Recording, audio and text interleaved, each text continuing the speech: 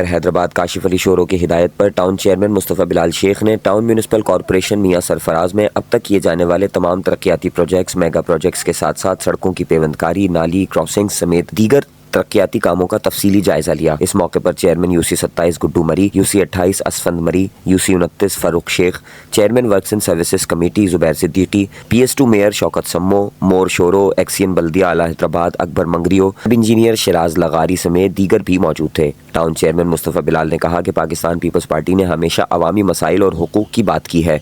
मुझ समेत तमाम मुंतखब नुमाइंदे दिन रात अवामी मसाइल हल करने में कोशा हैं। पीपल्स पार्टी अमली सियासत पर यकीन रखती है। उन्होंने कहा कि हम अवाम के वोटों से मुंतखब हुए हैं और अवामी मसाइल उनकी दहलीज पर हल करना हमारी अवलीन तरजीहात में शामिल है। मुस्तफ़ा बिलाल ने मजीद कहा कि मेयर काशिफ शोरो की हिदायत हैं कि बिला रंग व नस्ल व बिला इम्तियाज शहरियों की खिदमत करनी है और मजीद तरक्याती कामों की फहरिस्त तैयार करके उन्हें अमली जामा पहनाना है। इंशाअल्लाह हैदराबाद की रोशनियों को दोबारा बहाल करेंगे।